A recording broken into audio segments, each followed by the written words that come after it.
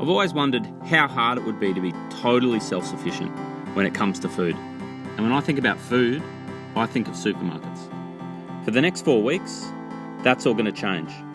I'm going to catch, grow, or find every single bit of food that I need to eat. And I honestly don't know if this is going to be an absolute breeze or if it's going to be the hungriest, most uncomfortable 4 weeks of my life.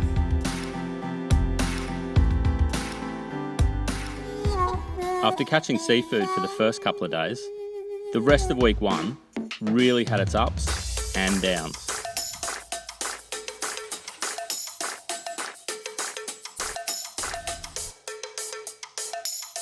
It's been way harder than I thought it would be. Constantly hungry, constantly thinking about food. I can't see myself being able to do it for the next 25 days or whatever it is. Winning. So I woke up this morning feeling a million times better than yesterday. Yesterday I was done, I didn't want to keep going. This morning I feel great. I found a whole lot of yams. I'm pretty sure it's these ones. I've been told they're good to eat. I'm gonna grab a few out, take them home, cook them up. Oh matey. So I just cooked up what I thought were yams. And I've got a mouthful of spines and it's all down my throat. It tastes like swallowing razor blades at the moment. I broke the cardinal rule of foraging. Always be 100% sure of what you're eating. And I'll never make that mistake again. So I'm just cooking up some of the sort of mangrove snails that we got up at the beach deck. Taste test. Oh. I think I overcooked it. I think if I cook it right, they won't be too bad. You leaving there, mate? This fish is died now, so we can't put him back in the water. Chicken eggs are absolutely saving me. I think I'm eating about 6 a day at the moment, which is a bit of a worry because they're only laying about 4. Thought I'd get a little bit of bungwall food. I kind of feel like I'm starting to get my eye in a little bit, like I'm just, I think probably just driven purely out of hunger. But it's only about 2 k's from my place to the creek there, and I've come across about 5 different things that I can eat. Really hope I'm sort of developing some sort of skill here that's going to improve.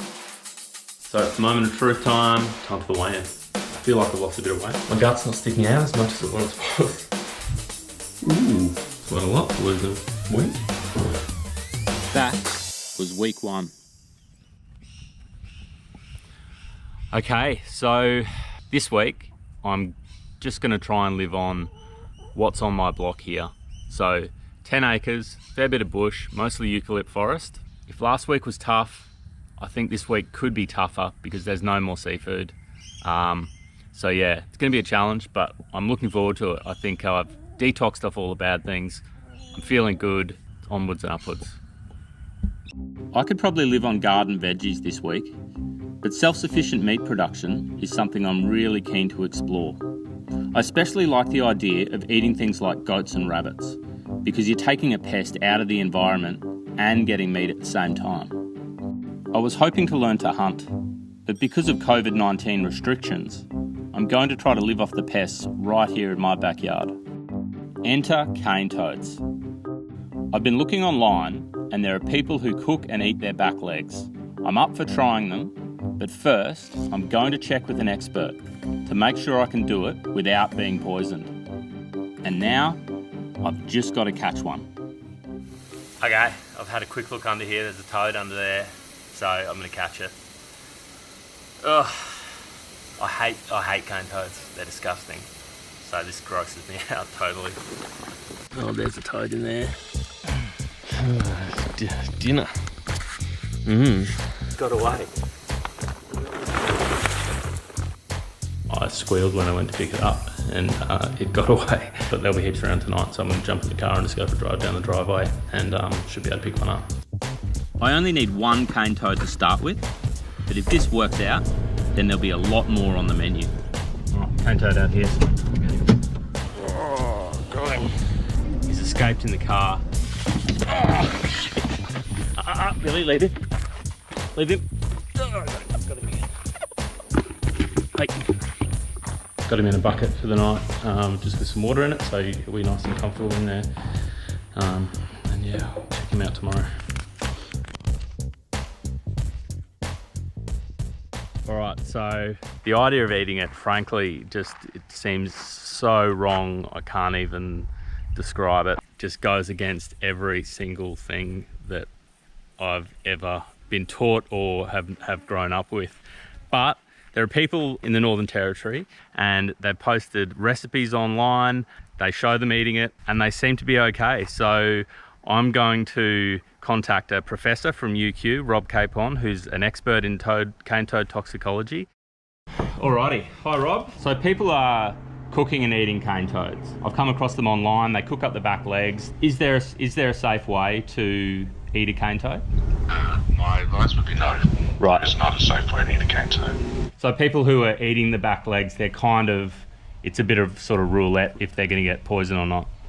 It's extremely high risk. The actual toxin itself is a cardiotoxin, so if you ingest it, effectively leads to a cardiovascular event where you have a heart attack. It's also extremely cytotoxic, and so that means it damages cells. These things are just as toxic as some of the most toxic anti-cancer agents used on the market today. Yeah, okay. So very bad idea for me to eat cane toad. Very bad. Okay. I think you helped me dodge the bullet there. So thanks very much for sharing your wisdom. Really I appreciate have it. to say, though, that you will find people eating the weirdest things all over the world. Yeah. And one of the reasons that we're all trapped at home now is because some people chose to eat some of the weirdest things. Yeah. Thanks to the toxicologist, it looks like this guy dodged a bullet too. For now, back to eating eggs and veggies. But when it comes to meat, there is still another option. Everything else that we get around here, things like echidnas, snakes, wallabies, they're all protected. Any native species is protected, you can't eat them, which makes sense. Anyway, I was off on a walk today and sort of fortuitously we ran into some friends. They're getting rid of some roosters. So technically I won't be killing my own chickens, but I am going to kill a couple of roosters. It's a really last resort, but I am going to do it.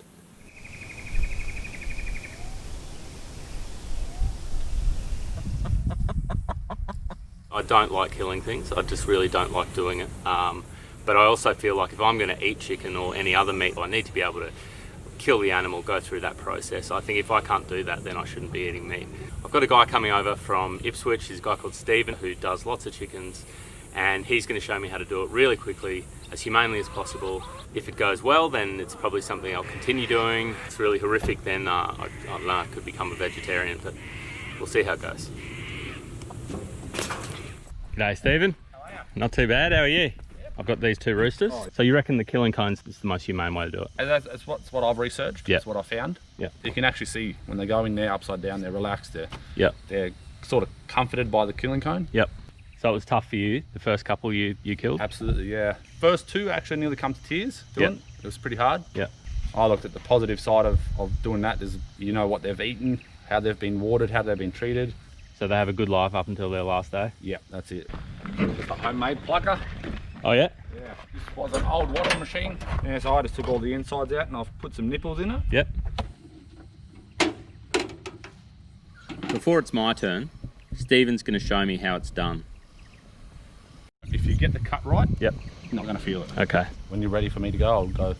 and do Okay. it. Yep. Yeah, look, you're good. Good. Yep.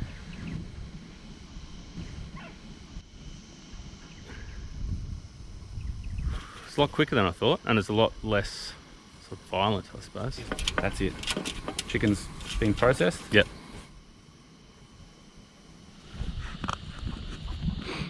Alright, so my turn now.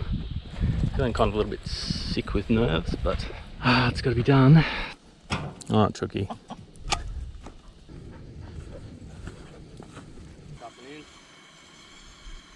I just want to put like as much pressure like that. And just... So moment of truth time here. I'm going to kill this chicken and yeah, gonna make it as quick and as painless as possible.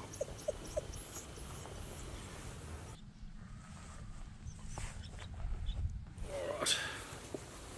Come on, dog. I'd been warned about how labour intensive processing chickens is, but with Stephen's homemade plucker and expertise, it was surprisingly quick. So the ones we get at the shops, they're pretty young then, they're young meat birds. From what I researched, generally between 6 and 7 to 8 weeks. You're getting ones from your shops. Yep. But yeah, I take mine to 12. Not only are you getting a better sizing, but they're having a better life. So being a chef, do you notice any change in the flavour of chickens you kill yourself? Yeah, absolutely. There's not only a flavour, it's texture as well. Is it? You don't get a soggy chicken. Right. It's more of a firmer bit of meat. Yep. You notice a texture difference. Yep. 100%. Right. Yeah. Thanks very much. Not a problem at all. Yeah, couldn't have done it without you. No. My Pleasure.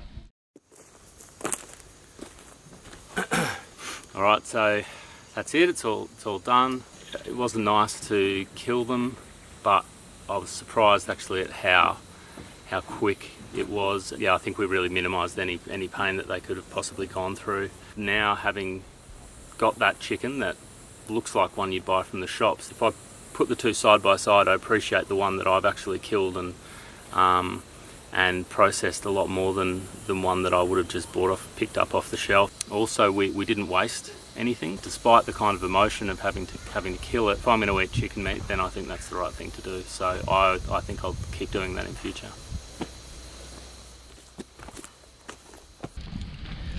All right, so here's what we're left with. Probably not surprisingly, it looks just like a chicken. Chicken with pumpkin and bunya nuts and rosemary.